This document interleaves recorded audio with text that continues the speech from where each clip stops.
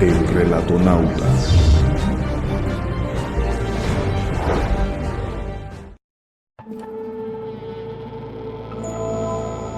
El horror de Dunwich, capítulo 8.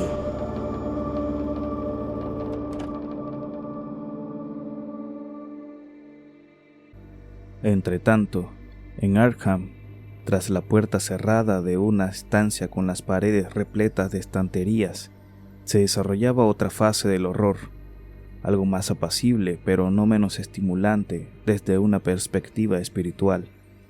El extraño manuscrito o diario de Wilbur Whateley, entregado a la Universidad de Miskatonic para su oportuna traducción, había sido la causa de muchos quebraderos de cabeza y no pocas muestras de desconcierto entre los especialistas en lenguas antiguas y modernas del claustro. Su mismo alfabeto, no obstante la similitud que a primera vista guardaba con la variante del árabe hablado en Mesopotamia, resultaba totalmente desconocido a las autoridades en la materia. La conclusión final de los lingüistas fue que el texto representaba un alfabeto artificial, debiendo tratarse de criptogramas, aunque ninguno de los métodos criptográficos normalmente utilizados pudo aportar la menor pista para su desciframiento. No obstante, aplicarse en función de las lenguas que se suponía conocía el autor de aquellas páginas. En cuanto a los antiguos libros encontrados en el domicilio de los Whateley, si bien presentaban un gran interés y en varios casos prometían abrir nuevas y tenebrosas vías de investigación entre los filósofos y hombres de ciencia, no contribuyeron nada a dilucidar el enigma. Uno de ellos, un pesado volumen con un cierre metálico, estaba escrito en otro alfabeto igualmente desconocido. Si bien sus caracteres eran muy diferentes y guardaba cierta semejanza con el sánscrito, finalmente, el viejo libro mayor cayó en manos del Dr. Armitage, y ello tanto en atención especial al interés que había demostrado en el caso Whateley, como por sus vastos conocimientos lingüísticos y experiencias en las fórmulas místicas de la antigüedad y el medioevo. Armitage sabía que el alfabeto era utilizado con fines esotéricos por ciertos cultos arcanos procedentes de épocas pasadas y que habían adoptado numerosos rituales y tradiciones de los sahoríes del mundo sarraceno. Ahora bien, aquello no pasaba de tener una importancia secundaria, pues no era necesario conocer el origen de los símbolos si, como sospechaba, eran utilizados a modo de criptogramas dentro de una lengua moderna. Estaba persuadido de que, habida cuenta de la voluminosa cantidad de texto que contenía, el autor difícilmente se habría tomado la molestia de utilizar otra lengua que la suya, salvo quizá a la hora de expresar ciertas fórmulas mágicas o conjuros especiales. En consecuencia, se dispuso a atacar el manuscrito partiendo de la hipótesis de que el grueso del mismo se hallaba en inglés. Armitage sabía muy bien, tras los repetidos fracasos de sus colegas, que el enigma que encerraba aquel texto resultaría difícil de desentrañar y sería tarea harto dificultosa, por lo que había que desechar cualquier intento de aplicar métodos sencillos de investigación. La última decena de agosto la dedicó a recopilar todos los tratados de criptografía que pudo encontrar, echando mano de la copiosa bibliografía con que contaba la biblioteca y descifrando noche tras noche los saberes arcanos que se ocultaban en textos como la Poligrafia de Tritomio, el De Furtivis Literarum Notis de Gian Battista Porta, el Traité de Dechiffres de De Villeneuve, el Cryptomnesis Patefacta de Falconer, los tratados del siglo XVIII de Davis y Tignes y otros de autoridades en la materia tan recientes como Blair, von Marten, amén de los escritos de Kluber.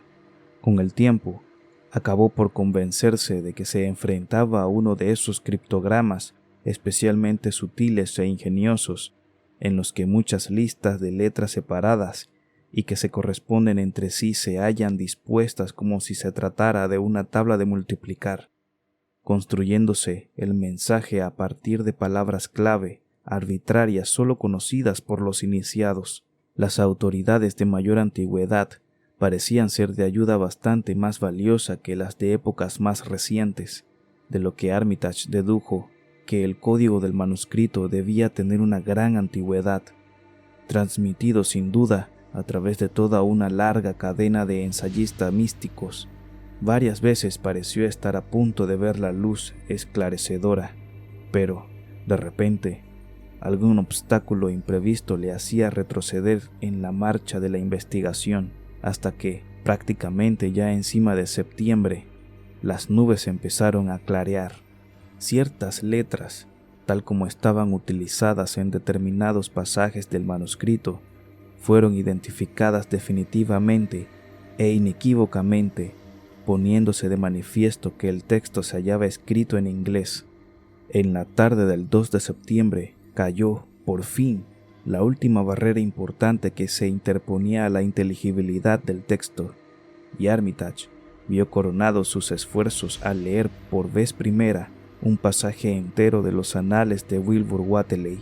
En realidad se trataba de un diario, como todos hacían suponer, y estaba redactado en un estilo que mostraba claramente una mezcolanza de profunda erudición en el campo de las ciencias ocultas y de incultura general por parte del extraño ser que lo escribió. Ya el primer pasaje extenso que logró descifrar Armitage, una anotación fechada el 26 de noviembre de 1916, resultó harto asombroso e intranquilizador.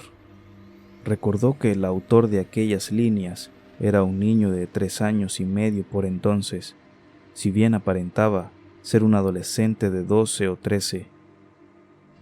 Hoy aprendí el aclo para el Sabaoth, pero no me gustó pues podía responderse desde la montaña y no desde el aire. Lo del piso de arriba me aventajaba más de lo que pensaba y no parece que tenga mucho cerebro terrestre. Al ir a morderme, maté de un tiro a Jack, el perro pastor de Elam Hutchins, y Elam dijo que si llegaba a morderme me mataría. Confío en que no lo haga. Anoche el abuelo me hizo pronunciar la fórmula mágica Do, que me pareció ver la ciudad secreta en los 2 polos magnéticos. Una vez arrasada la Tierra, iré a esos polos, y si es que no lo logro comprender la fórmula Dona, cuando la aprenda, los del aire me dijeron que el Sabbat, que la tarea de arrasar la Tierra me llevará muchos años. Para entonces, supongo que ya habrá muerto el abuelo.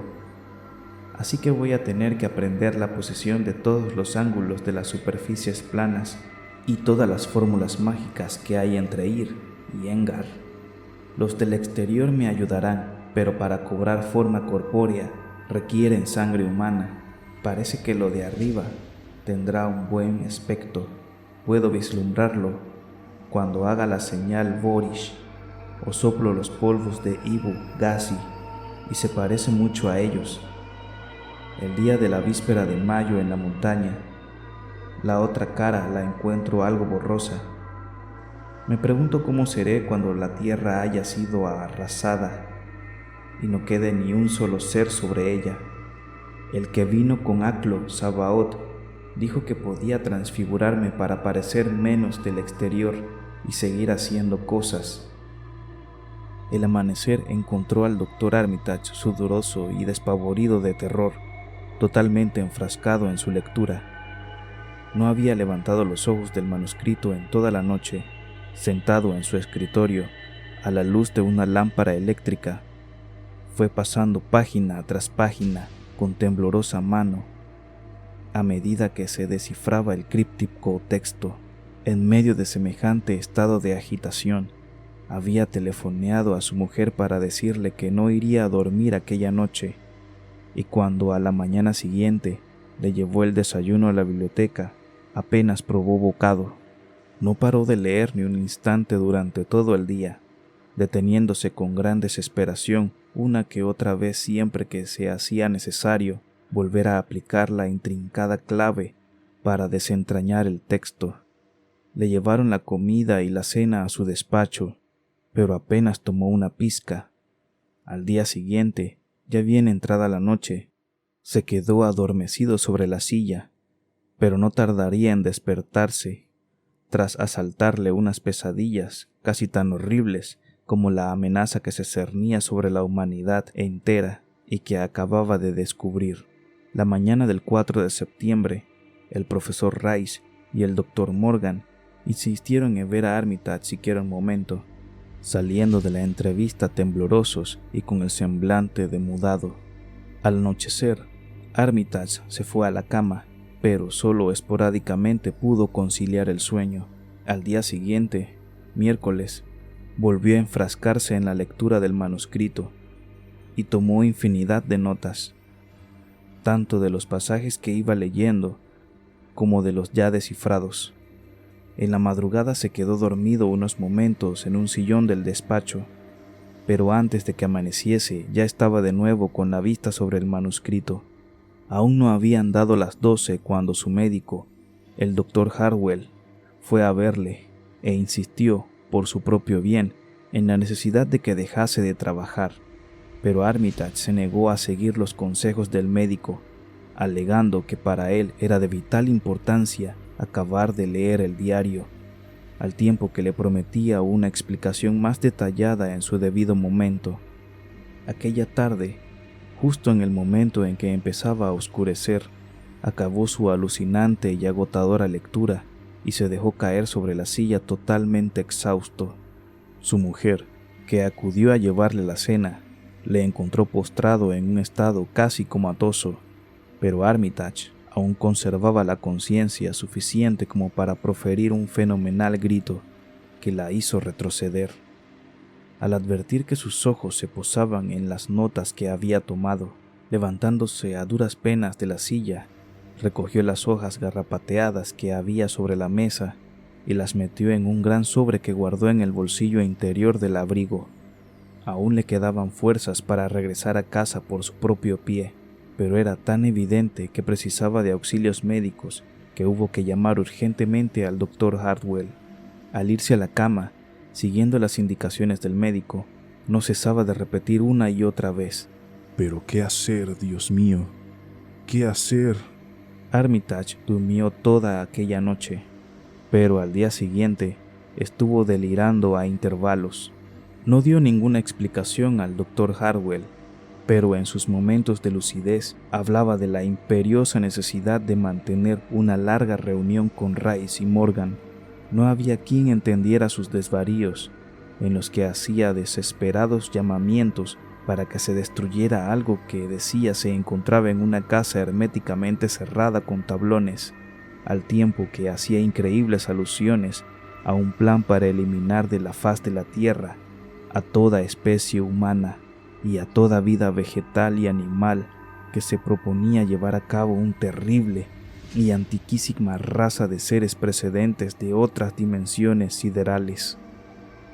En sus gritos decía cosas tales como: el mundo estaba en peligro, pues los seres ancianos se habían propuesto desmantelarlo y barrerlo del sistema solar y del cosmos de la materia para sumirlo en otro nivel o fase incorpórea del que había salido hacía billones y billones de milenios.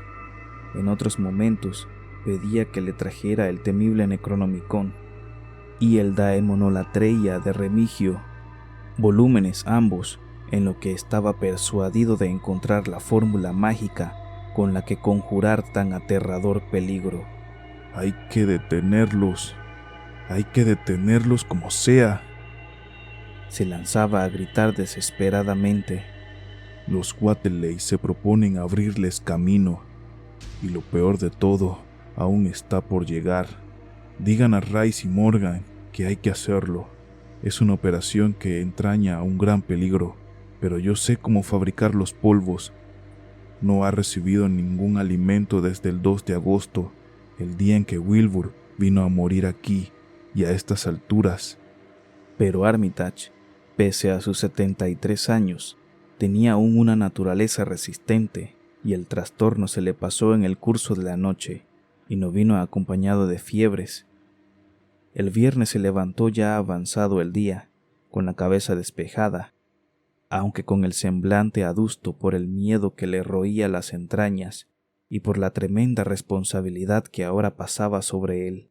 El sábado por la tarde se sintió con fuerzas para ir a la biblioteca y mantener una reunión con Rice y Morgan. Los tres hombres estuvieron devanándose los sesos el resto del día con las más increíbles especulaciones y los más alucinantes debates. Sacaron montones de terribles libros sobre saberes arcanos de las estanterías y de los lugares donde estaban encerrados a buen recaudo, y estuvieron copiando esquemas y fórmulas mágicas con febril premura y en cantidades ingentes. No cabía la menor duda al respecto. Los tres habían visto el agonizante cuerpo de Wilbur Whateley postrado en una estancia de aquel mismo edificio, por lo que a ninguno de ellos se le pasó siquiera por la cabeza considerar el diario como los delirios de un loco. Las opiniones sobre la conveniencia de dar cuenta a la policía de Massachusetts estaban encontradas y poniéndose la negativa en última instancia. Había cosas en todo aquello que resultaban muy difíciles, por no decir imposibles, de creer por quienes no estaban al tanto de todo lo que allí sucedía, como muy bien se vería tras varias investigaciones realizadas con posterioridad a los hechos.